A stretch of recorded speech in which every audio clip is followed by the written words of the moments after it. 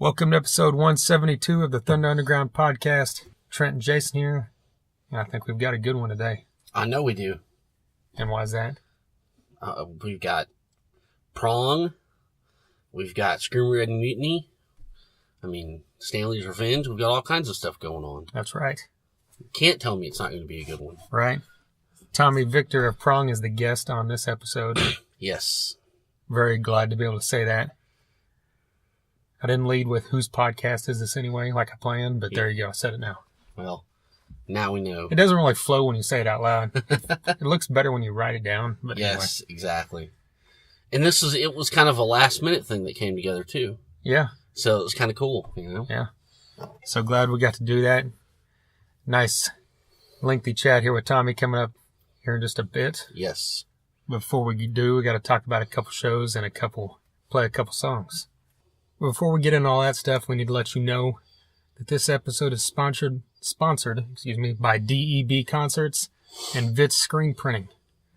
DEB Concerts is located here in Tulsa, and they bring tons of, 80s and 90s rock bands? I say 90s rock, but the early 90s. Because some of these bands, like Firehouse, didn't even debut till 90. That's right. They always get thrown into the 80s category. But back to what I'm trying to say here. DEB Concerts brings in all this era of music that both of us freaking love. Yes. And we're always happy to get out there. Most of the shows are at the Ideal Ballroom, which is a fantastic venue.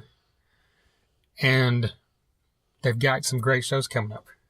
Stryper is actually coming up in just about a week and a half. Mm-hmm. May 30th at the Ideal Ballroom. They've got Driver opening up for him. Yes. And then what do we got after that? Steelheart. That's right. At Safari Joe's on July 26th. Yeah. So get on Safari Joe's website, look into that, but that's also being brought to you by DEB Concerts. Then a couple days later, July 28th, Beasto Blanco is playing at the Ideal Ballroom with Driver and Down for Five. And it's free. Yeah, 100% free. So you have to be there. Yeah, think of that money you would spend on concert tickets you can now spend on whiskey or beer. Exactly. Or a t-shirt. Yes. From Driver or Beasto Blanco or Down for Five. Chuck Garrick, Calico Cooper. You got to be there. Mike DiPetrillo. Yeah, you got Scott Squires. Can't go wrong. Can't go wrong at all. At all. Right. Then a couple weeks after that, August 18th at the Ideal Ballroom, Faster Pussycat and Don Jameson. Yes. And also features Dead Metal Society. We'll be talking about them here again in a minute. Oh, definitely. But yeah, some great shows coming from DEB Concerts. They brought in tons of great bands in the past, and Doug said they've got more stuff coming, so be on the lookout for that. That's right. And getting on, and what? Follow them on the Streets Gone Wild Facebook page. Yeah. Streets Gone Wild is where they update everything. So get on there, click on that, and like that. While you're on there, Facebook, look up Evetts Screen Printing as well. That's VITS. Follow them, like them. They do all kinds of t-shirts, hats, hoodies, and everything. We get our stuff done there. That's why we're talking about them. That's why we believe in them. Damn right. Yeah. We've got new shirts coming. Actually, they're printing for us right now. And they'll be up on our website. But you need to go to their website. You can order stuff online. They'll help you design it if you don't have a design. All that great stuff. They do tons of bands in Oklahoma City, Tulsa area. They'll do it for anywhere. They can ship it to you. It's no problem. Hell yeah. So look them up, Evetts Screen Printing. We appreciate them and DEB for sponsoring these episodes. So just getting right into that. First song we want to play, as far as I know, I don't think this has been released yet. Nice. I should have verified that, but at the point when they sent it to me, he said it hadn't been released, and I don't think they put it out yet. But this is a brand new song from Stanley's Revenge called King Me.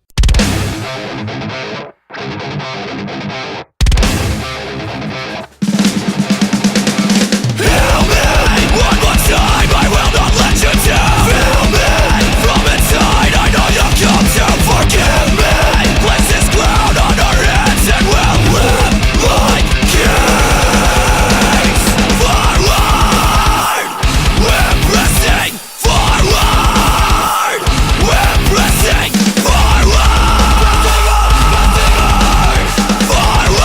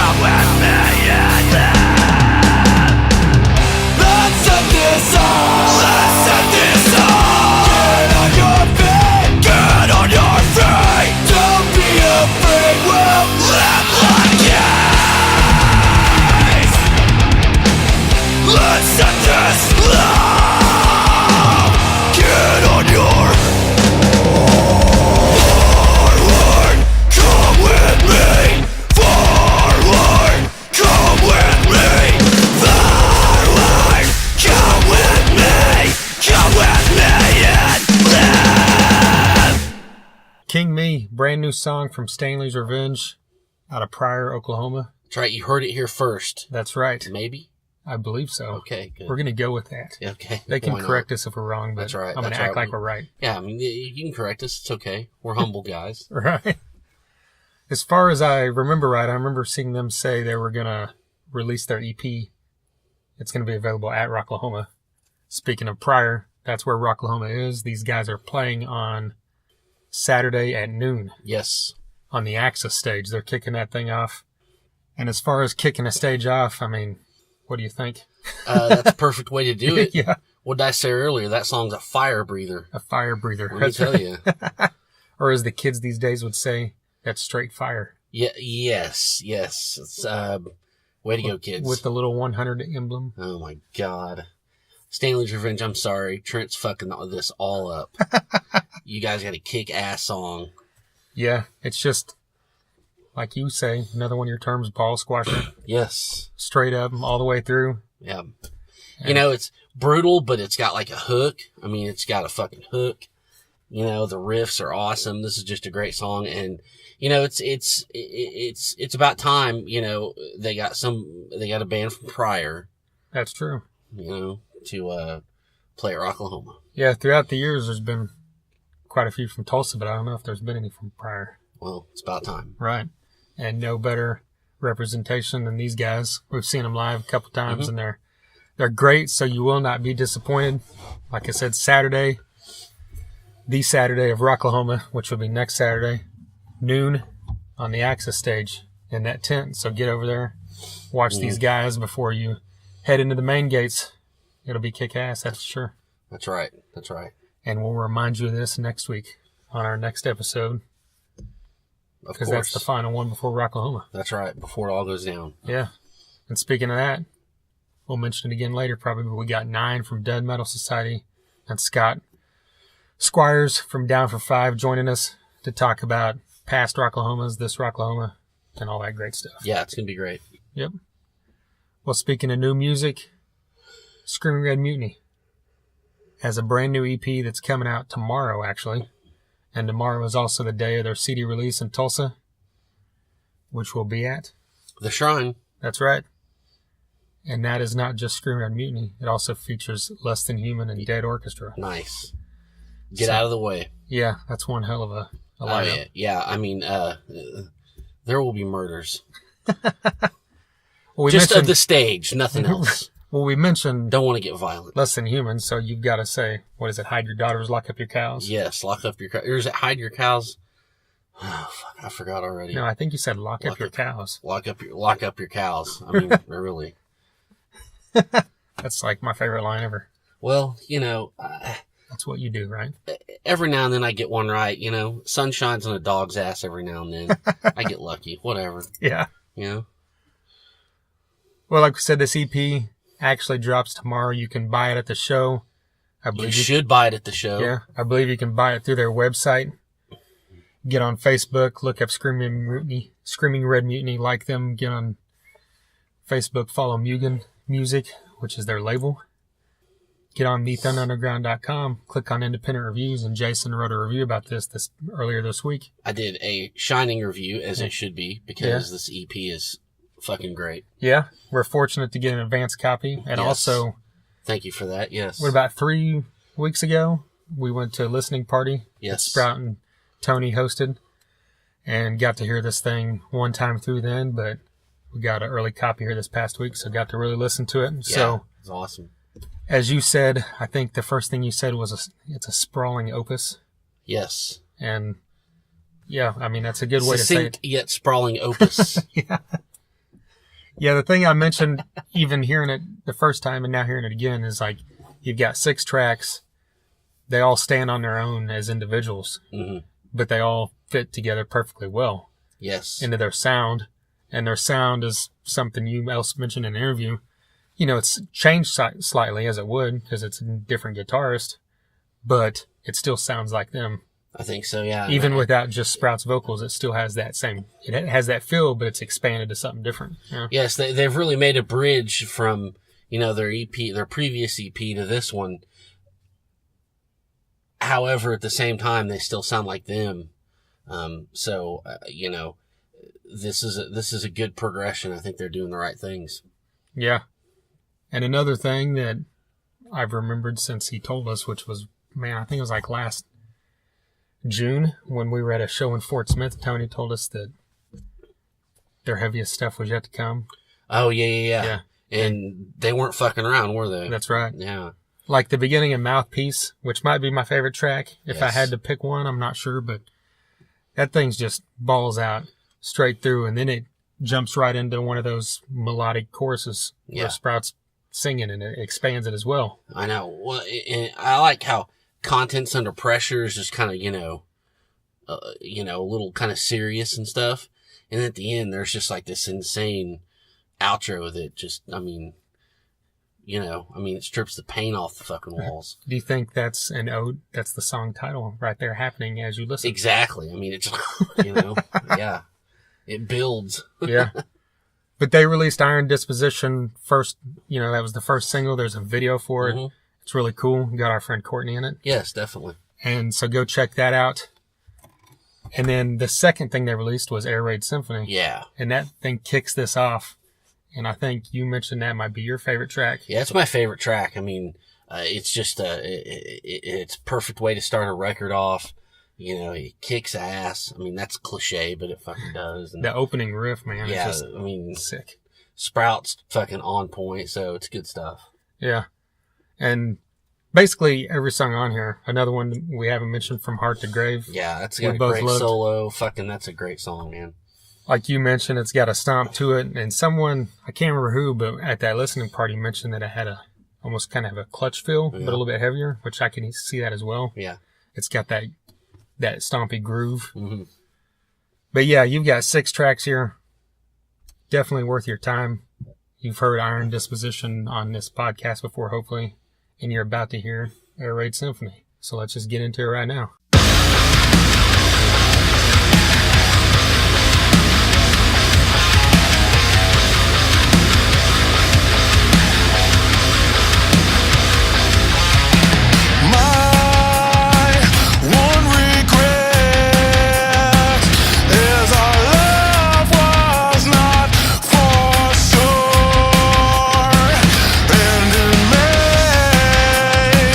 Made me compromise.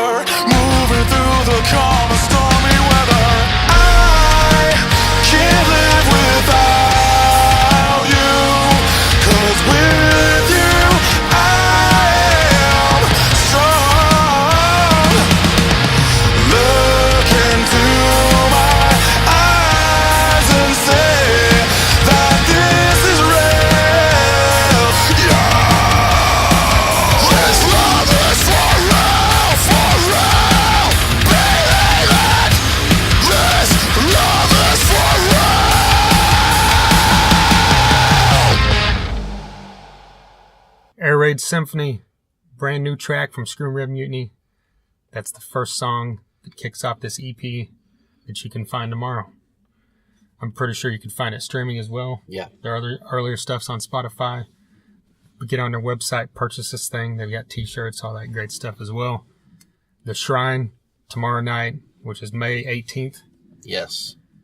Is going to be Screaming Red Mutiny with their CD release, along with Dead Orchestra out of Wichita and Less Than Human out of Tulsa. Yes. And all three of these are excellent bands. And you can't go wrong with this, that's for damn sure. We will be there with our new Thunder Underground themed Swedish fish. We will be giving them away to everybody. The candy? Yes. I mean, it'll be like a pre-show snack. That is amazing. So, I mean, come early. Just kidding. None of that's going to happen ever. But it just sounded like something fun to say. That's a good idea, though. I like that. Maybe, you know what? Maybe it's something to look into. All right. Maybe I didn't make that idea up. That idea was out in the ether, out in space, and it just flowed through me onto you. And now you're really fucking thinking about it. Yeah. So I love Swedish fish. See, I don't. Yeah. I'd rather eat the corn out of my turds than that shit. But, to each his own. That's right. Well, maybe one day we'll see. Yeah, I don't know where we got off on that, but continue. Right. Well, if you're in the Tulsa area, be sure and get out there. If not, check these guys out live this summer. They haven't announced dates yet, I don't think, but I saw them say that they're going to be on tour this summer at some point. Definitely. So be on the lookout for that. Follow them, Screaming Red Mutiny, on Facebook. All right. Prong and Helmet. Get back. Came to the Shrine as well. Yes. In Tulsa this past weekend. First off, this tour, I'm surprised it came here. Me too, I really am. Not that I wouldn't think either of those bands would come here. It's just that usually when you get a really strong double package like this, that's not, it's a decent length tour. It's probably got 20 dates or something. Mm-hmm. But still, Tulsa's not usually one of the stops on tours like that, Yes, I know. We got lucky. Yeah. We really did. So thanks to the Shrine for making this happen for sure. Definitely. Thanks to those guys. And, it was kind of weird because, it was just one of those nights where, everybody was there and it was just one of those awesome packages. It was a Saturday night. So it was just like one of those awesome shows where just shit lined up. Yeah. It was really cool. Well, something I think I mentioned it when we talked to Tommy here in a minute, but that's not really a package I'd thought of before, but as soon as you hear it, that makes perfect sense. I'm surprised that didn't happen 15 years ago. Yeah, exactly. That would have been amazing.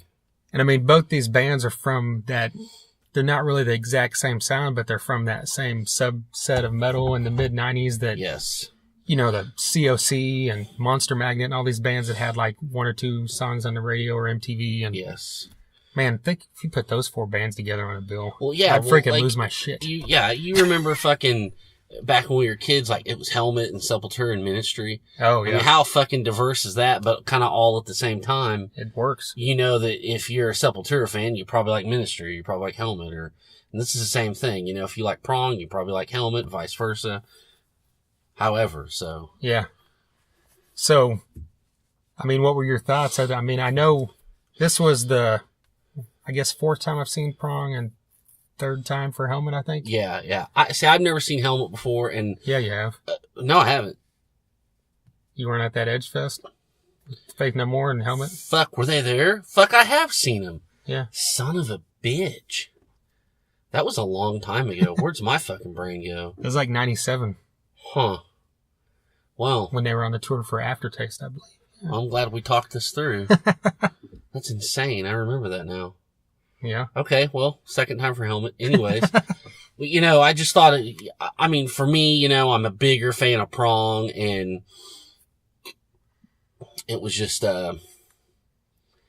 you're standing there 10 minutes before they go on, and you're like, they're gonna fucking play on this stage? It's gonna be right up in my fucking face. Yeah. This is insane.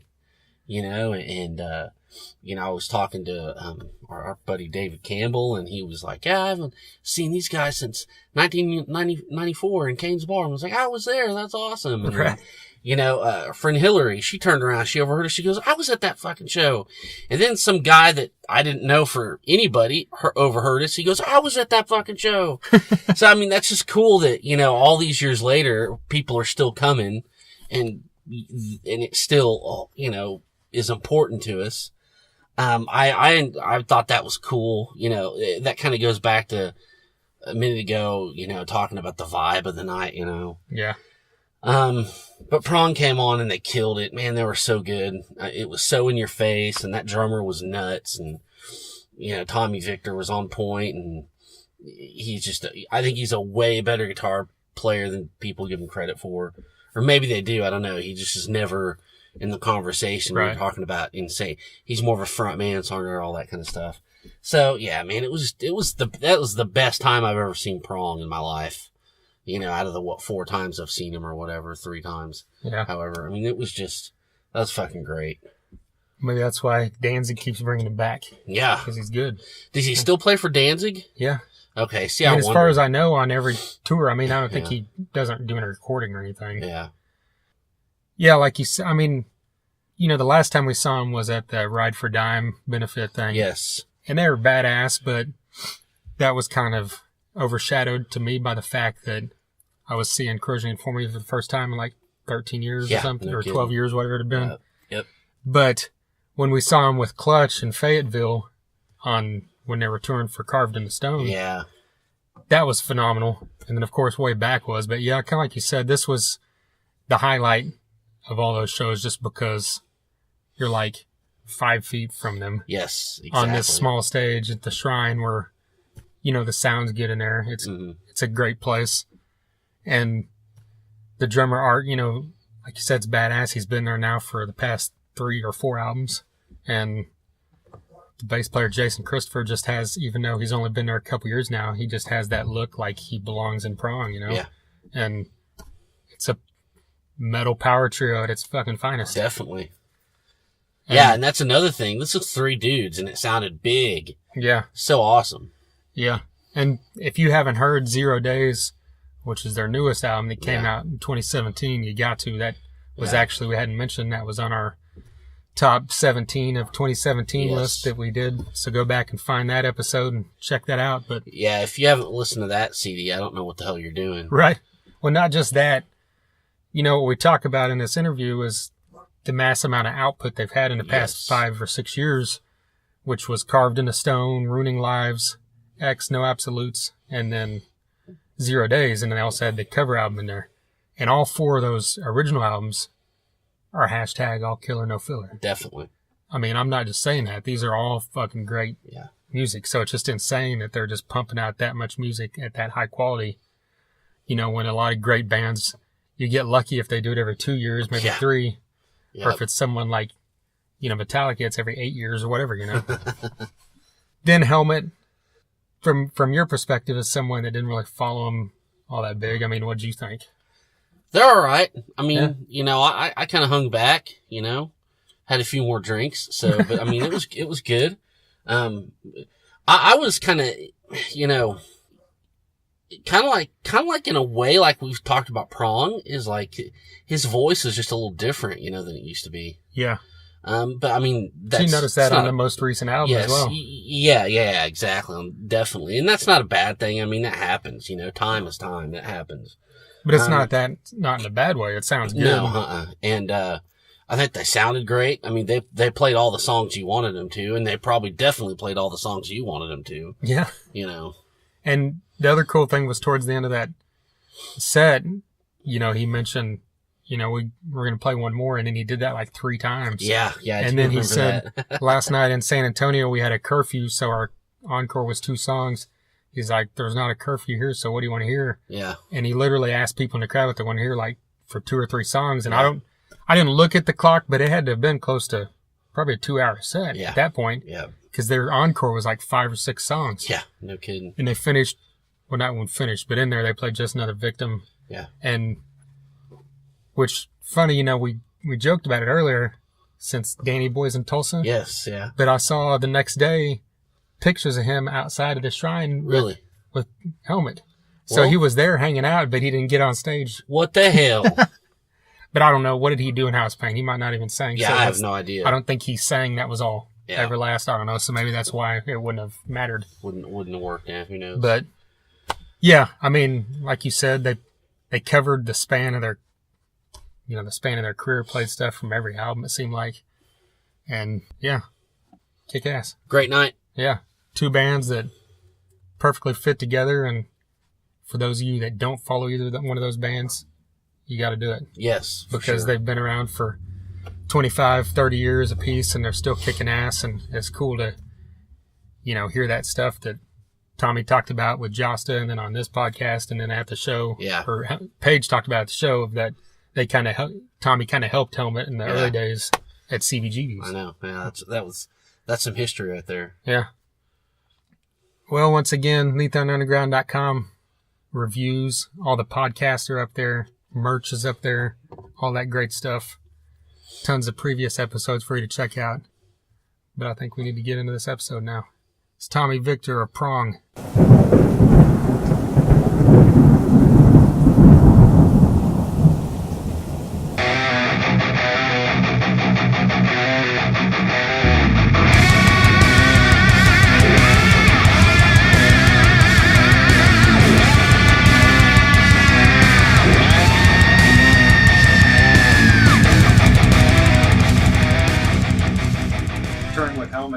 It's something I never thought of, but once I heard about it, it seemed like an obvious thing. So who approached who? Was it one of the bands? I talked to Paige a long time ago about it, and then we sort of said, we'll hang out in L.A. together, and we never did. And then I ran into him again, and he goes, oh, yeah, we got to do shows together. I'm like, okay, yeah, then, just being the way we are. We never really made it happen. And then I was in Europe, and then he actually has a friend over there, and he goes, we really want to do Prong shows. So then Then we got management involved, and that took like another 2 years before they figured it out. So it was. So it's a long time to make. Yeah, totally. So have all the shows been killer so far? Yeah, no, it's been great. I mean, they seem to be getting better and better. Like the more we're edging, when we hit Texas, it started getting more explosive. I don't know what Tulsa's going to be like, but it's sold out. So yeah. That's got to be a good sign. Yeah, I mean, it's a meaningful package. I mean, we started at the same place. It sort of splintered into sort of different areas, but it makes sense. Okay. Well, you've had 4 original albums in the past 5 years, so that's tons of output. Like, where does the drive for that come from? I always have ideas. I mean, it just seems like when I probably get off this thing, I'll be like getting on the computer and start putting riffs down, and then I'm like, something I see, I'll have a couple of lyrics, and then I know like I could write some songs out of that. So,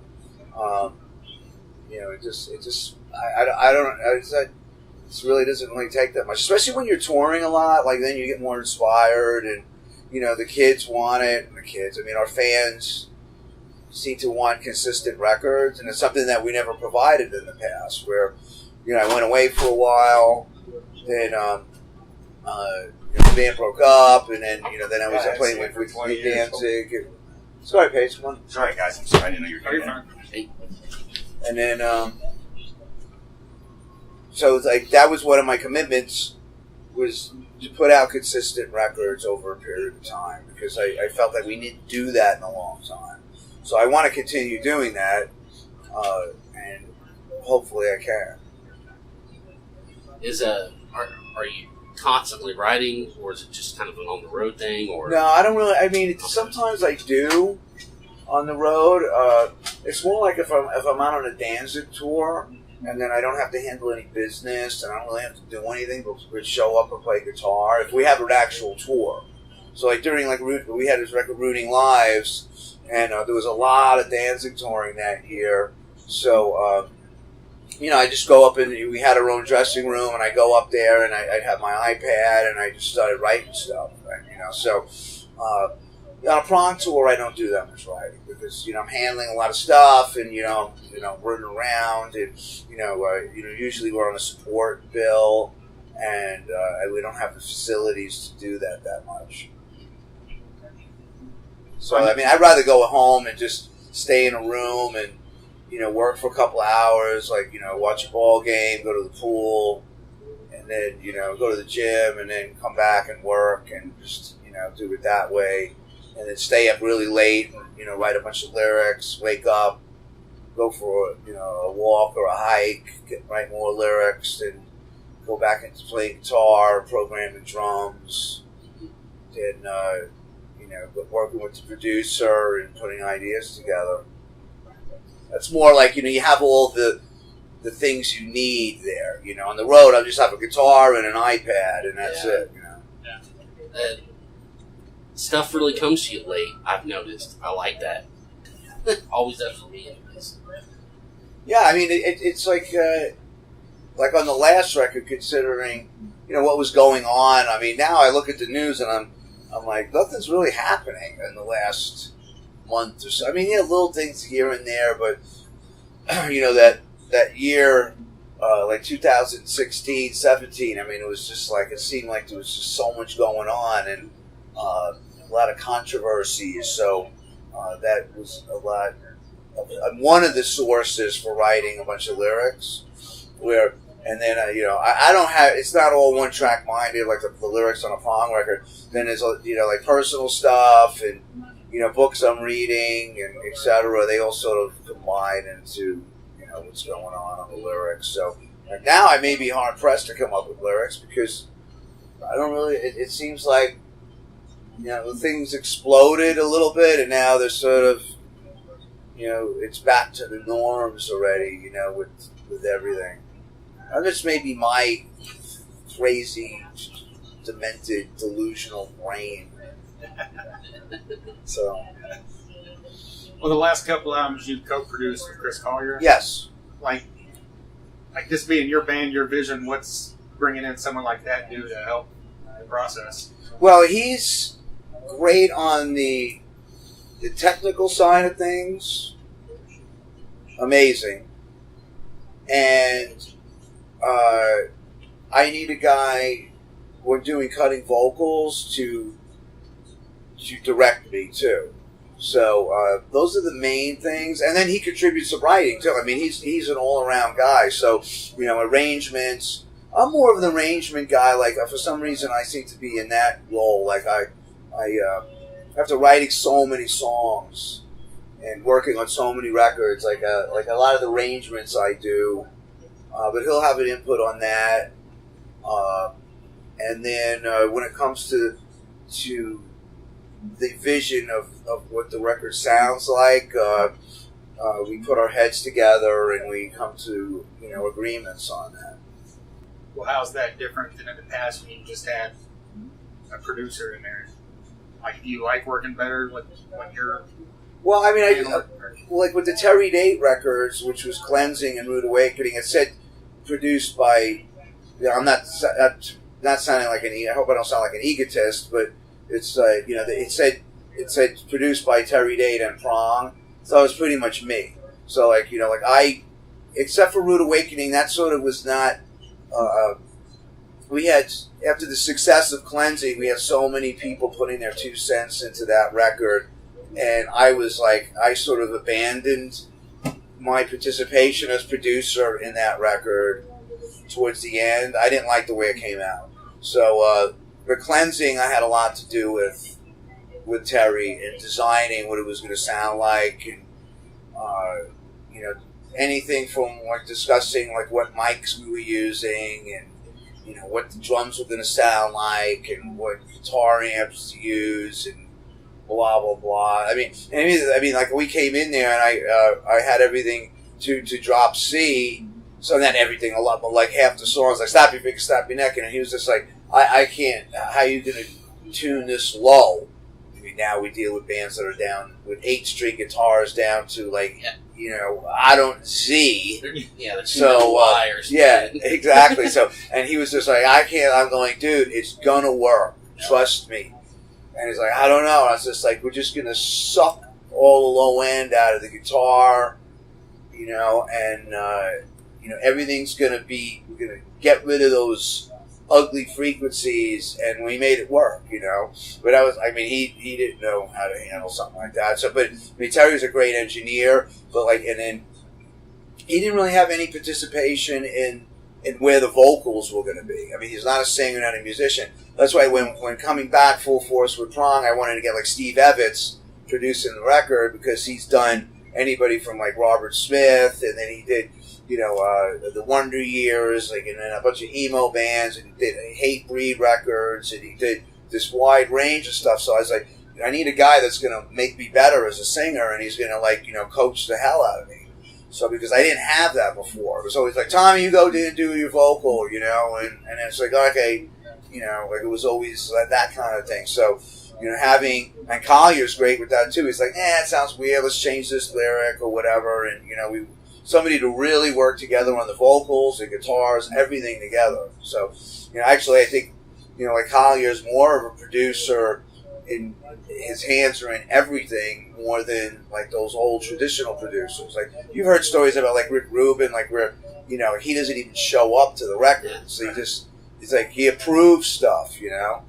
And producers, it's a weird moniker, or like no one really knows what a producer really does, except maybe in the R&B world, where those guys really they do it all. You know, a producer will, you know, construct the beats, and, you know, probably pretty much write all the songs, you know, and like, you know, the rapper or whoever's doing it will write the lyrics, but that's about it, really.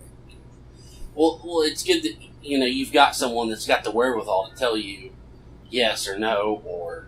I need that. Yeah, exactly. Yeah. No. I mean, you know, I've made so many mistakes in my career and so many poor decisions that, like, I'm still...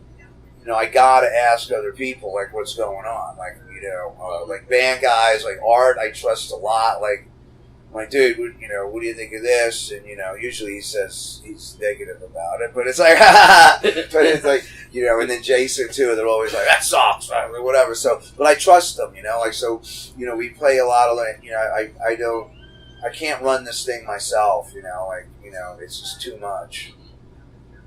Well, you mentioned your voice and Steve Evetts, and one of my questions was, you've noticed over the last few albums how, you know, from a fan's perspective, I noticed it sounds even better than ever. So do you attribute that to working with Steve, or is this something? It has a lot to do with Steve. A lot. You know, I give him, you know, the only thing I did on that was getting him, because I was like, you know what, this is like, we have to do something, because, you know, I'm just listening to records and seeing where things are going. You know, they like, you know, vocalists are getting better and more versatile.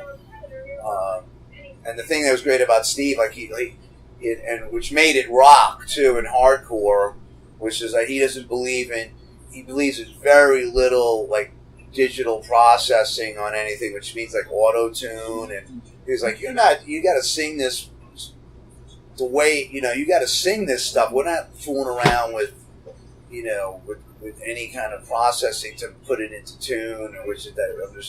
If you don't know what Melodyne or Autotune to tune is, like, you know, 99.7% of all the records, or a singer goes in and does like one take, and then they just line it up on a grid to fit melodically into something.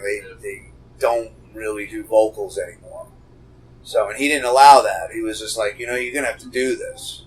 So, and that's the unfortunate thing about rock music. I mean, like, you know, you go back to the old records, everyone played everything, everyone sang everything, the drummers played everything, and we got it right, you know, like it was a little sloppy here and there, but like that's the way it was. Like nowadays, it's like, you know, you're just mailing it into a computer, and the computer will make the record for you pretty much if you want it to.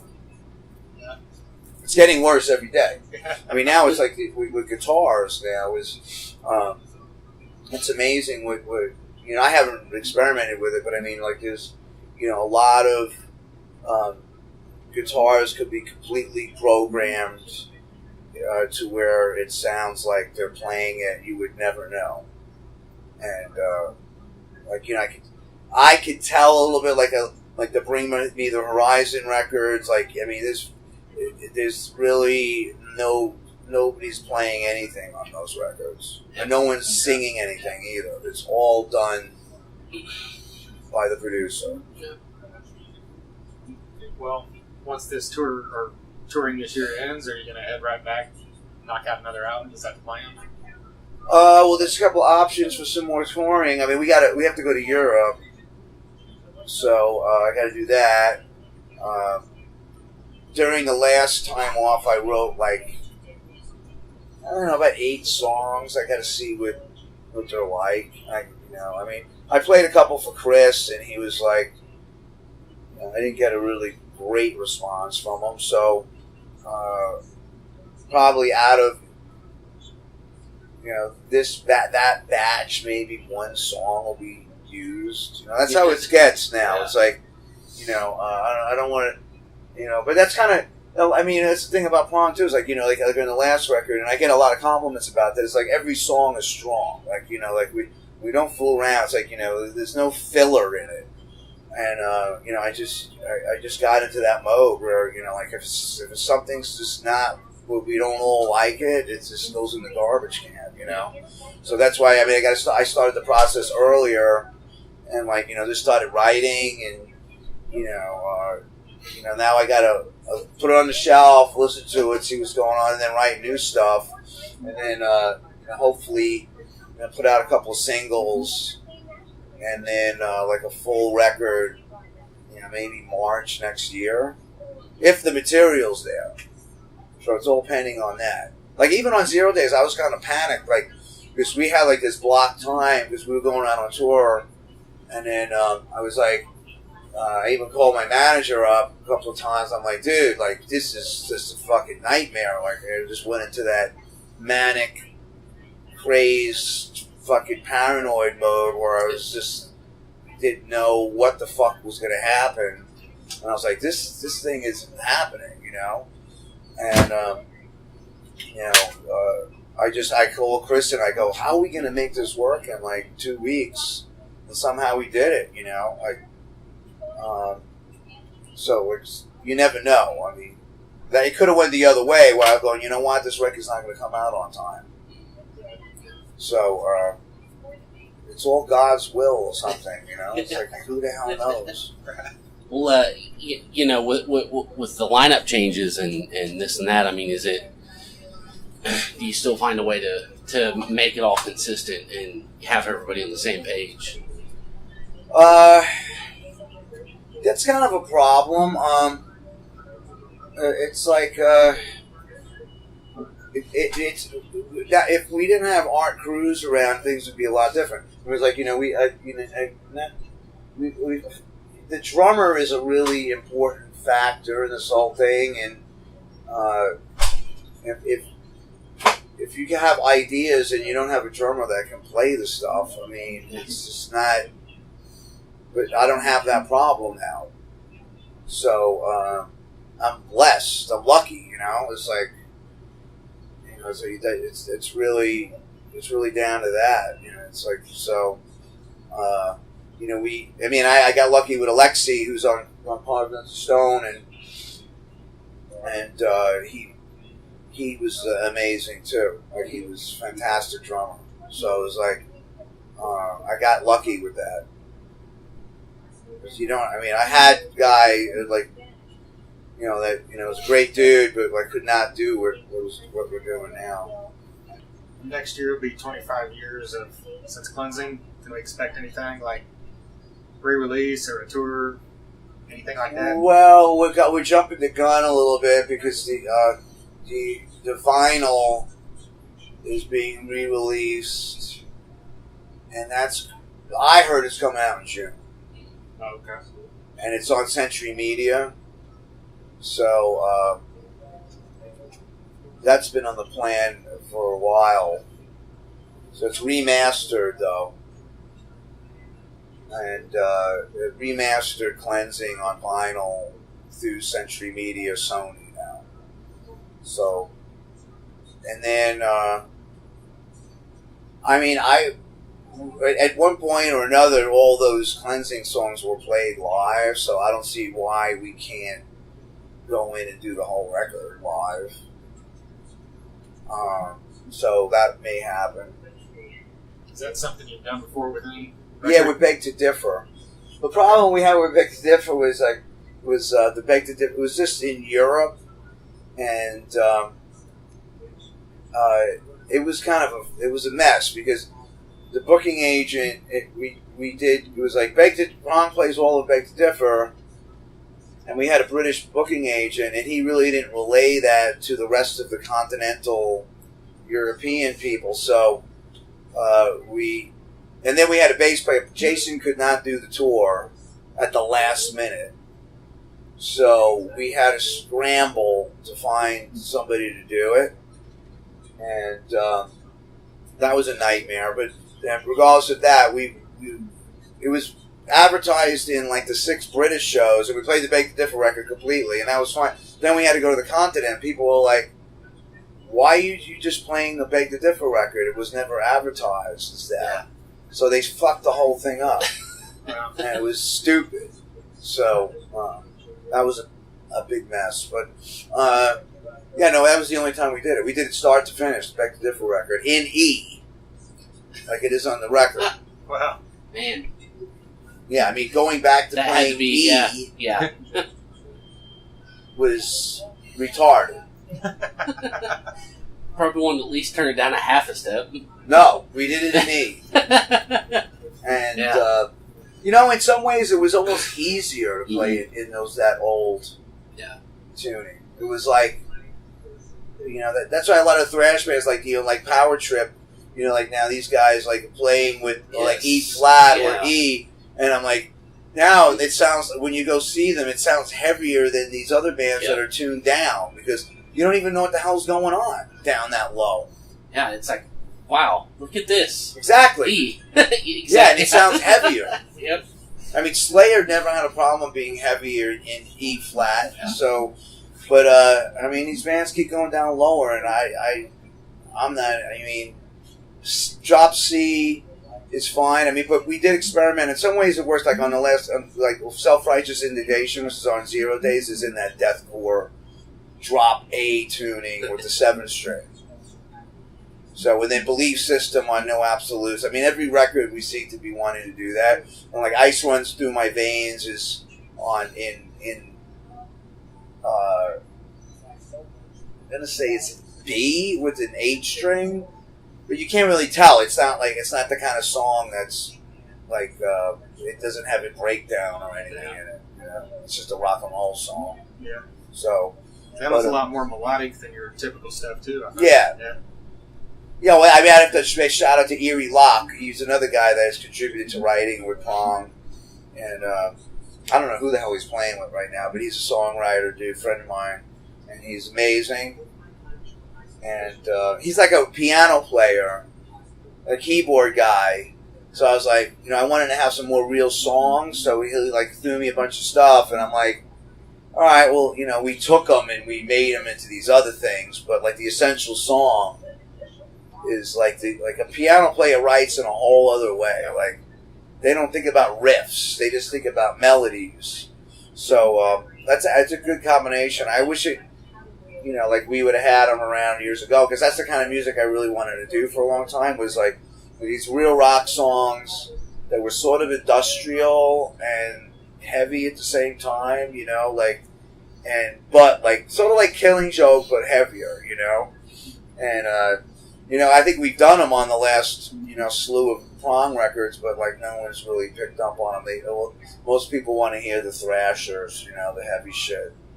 Like this song, the first song on 0 Days, we play it tonight. I mean that's becoming one of the staples now already. However it may end, and like. That was the first song after touring with Obituary. When I got off the tour, that was like the first song I wrote. Like I just got in, I'm not going to take a week off. I'm going to go right back into writing, and I came up with that thing. So, it was from playing with those guys that I said I got to do something that's fucking heavy. Right. Those guys are heavy. Yeah, man, that's crazy right out of the gate. So yeah, yeah. I mean, something that we felt we needed to do. I think that the next record is going to be like that. Where maybe even more of that. Just like ugly and just fucking pissed off and just like aggravated. Like just like that seems to be what essentially Prong is. It's like it's not really too happy or something. But not being like this. I mean, look, don't take it wrong. I go on Spotify. I listen to all the deathcore bands and like fucking, All Shall Perish. I like those guys a lot, and but it's like there's a lot of other bands that it just seems forced or it's not real or something. So, we're concerned with that. Like, I don't want to be too unauthentic. I heard that podcast you did with Josta, and you were talking about CBGBs. You're a sound guy. Just like curious, like who was the best people to work with? Was it the punk bands or the metal bands or even the alternative bands? It's a fantastic question. I love it. None of the above. Okay. That's why it's a good question.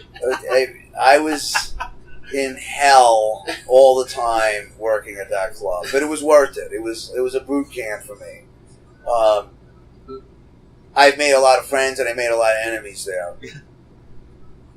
It was because you got to understand what I was doing back then. It was like I was working the matinees, which was just chaos. I mean, it was just it was just absolute mania every weekend. And then I do audition nights, and I had to approve the bands. That's how I met LePage when Helmet came in. I mean, that was a no-brainer. I mean, it was just like passed already. They were playing like a Friday night headlining gig, and then during the week we'd have all these showcases. I mean, back then bands were getting signed to major labels, so I'd have to deal with managers coming in and having these showcases for major labels, and I'd have to deal with their attitudes all the time. Like everyone thought that their band was going to be the next Blondie or whatever, so I'd have to deal with that a lot. And that's where it got, I would say, like the worst out of everybody was probably the pop bands that really not many of them went anywhere. The only band that really I could really think about that really did anything after these slew of bands that got signed during that time. Apart from the metal, like the rock bands, like White Zombie, Helmet, even Circus of Power really didn't do that great. Raging Slab was a big deal, but they didn't really carry it on. I'm trying to think who else was big from that. I mean, obviously Helmet. There was so many bands that we thought were going to be like these big deals, and they never really went anywhere. And the only band that was a pop band that a band that were great guys and were really cool, but I didn't have to mix them. It was they had their own sound guy. It was Living Color. I mean, they just smoked all the place all the time. I mean, it was like they started playing there every Wednesday, and those were great guys. But there's a lot of bands. I'd be like these managers. Everyone took their big shots, and it was pretty. It was a crazy time. There's a lot going on back then. Yeah. I mean, from let's say like from 83 to 90 at CB's, it was like there was a lot of action. There was a lot of music and bands, and just craziness. And the hardcore scene that's the golden years, I think, really, and I was like smack in the middle of that. What years were you doing this? Was like mid 86 to 90. Oh, okay, so it was while you already had Prong albums out? Yes, Yeah. It was around the same. That happened by accident because I started working there, and Mike Kirkland was working the door, and I was working the door too. It was sort of like I would work the door, work the soundboard. You sort of had to be in with the Crystal family, and I sort of was in a weird way. So that's why I sort of got in there, and I got lucky, you know. So, like Hilly wouldn't just take people off the street like to work there. So I don't know how Mike actually got in there. That's a good question, but he was like, I had a girlfriend. No, his girlfriend knew me from Queens, and like was like, you know, Tommy plays. At that point, I sort of gave up. I was like, I'm not going to be in a band anymore. It's a waste of time, you know. And he's like, you playing in a band? I was like, no, I'm not doing shit. It's like, I want to be a sound guy, you know. He's like, oh, you know, well, I want to put a band together. And I'm like, and I was a bass player, and I was like, fuck it, we agreed on a lot of the music we liked. I'm like, yeah, maybe fun, you know. And then it's like, well, we don't have a guitar player. Let's just get this. We got this other guy. He was in this band Damage, and we got the Damage guitar player. We're gonna have 2 bass players. You know, Mike is gonna sing, and then the guitar player was like, well, I don't want Mike singing all the songs. I mean, can you sing? And I'm like, yeah, I mean, I'll give it a shot. And then Denny, like Mike was like, you know, Denny's really not cutting it on guitar. Why don't you play guitar? So like I was like, all right. So that's how Prong started. It was sort of like this half-assed, fucking stupid band that we put together. Okay, I gotta go in. All right, man. Yeah, We appreciate your thank time. you. Yeah, Okay, appreciate thanks it. a lot, guys. Yeah. Appreciate it, man. Appreciate it. All right, Thank thank you. Good way to end it. It's this Yeah. half-assed, stupid band that I started. There you go, Tommy Victor of Prong. Very glad to be able to have him on this podcast. How great was that? Yeah. Big thank you to Tom George of Tag Publicity and to Rob Jackson, the tour manager, for helping us out set that thing up. And of course, a huge thank you to Tommy Victor. Definitely. That was a great conversation. Yeah. Can you imagine if you got to see Living Color every Wednesday night? That's what I'm saying. I mean, You've dude, seen them twice in your life, but I if know. you could see them every Wednesday, you'd do it, right? Yes, because they're one of my favorite bands and they're fucking amazing live. I would definitely see them every Wednesday night. Yeah. And be late to work the next morning every Thursday. That's right. And be unapologetic about it. Of course. Well, if this is your first time listening, we appreciate it. We've got 171 previous episodes you could check out, and we've had on a ton of people that if you like Prong, you probably like bands like Crowbar, Battlecross, Death Angel, King, Megadeth. Corrosion of Conformity. Yeah. Insight. Overkill. Sid Falk, formerly of Overkill, was on this podcast. Tons of metal bands, tons of, if you like glam rock, Warrant, Europe, Firehouse, Trickster, Dokken, those kind of bands have been on here. If you like stoner rock, we've had on, like we said, the Doom side of things with Crowbar, and then we've had on King and Truck Fighters and The Sword. We've had on Shooter Jennings. Hell yeah. We've also had on, if you like the mainstream rock, we've had on guys from Saving Abel and Shinedown. Seven Dust. Yeah, definitely. Seven Dust, also we mentioned before, has a brand new album. Came out about a week ago, and it kicks ass. Pretty good. We should be talking about that here in the next week or two. Yeah. Another good album that came out was Bad Wolves. Dot Coil has been on this podcast as well. So yeah, just go back and look through that stuff. DTHunUnderground.com. You can listen there. You can listen on Google Music, iTunes, Stitcher, TuneIn, SoundCloud.com/Thunder-Underground. Wherever you do it, like the episode, leave a review, whatever it lets you do, comment, that kind of thing. Follow us on Facebook, Twitter, Instagram, YouTube, and hit us up on Patreon and become a patron. Definitely. Yeah. Doesn't matter if it's big or small. We'll use the money to buy Swedish fish. The Swedish fish, yes, definitely. How would you not want to be a patron for that? That's right. Right? The official Thunder Underground Swedish fish. If it's not that, it's official Thunder Underground corns out of Jason's turds. You don't want that. Man, that took a dark turn there. No yeah, pun just intended. bring it back full circle for you. Oh, thank you, I think. We also had on guys from Black Star Riders and Saxon. Yes. I forget those because they're so recent. Yes, that but they're not in my head of things to spout off. It happened. So yeah, those are both great interviews. Kiss. Yeah. Megadeth. You ever heard of Kiss? I think I've heard it called. I Okay. think. You know, I don't know. Aren't they the guys that do Lick It Up? Yeah. Wasn't it like their first record or something? That is. Yeah. Okay. Bruce Kulick sang it. Gotcha. That's what I was gonna say. Peter Criss wrote it. Of course. Yeah. Mark St. John shit all over it. Okay.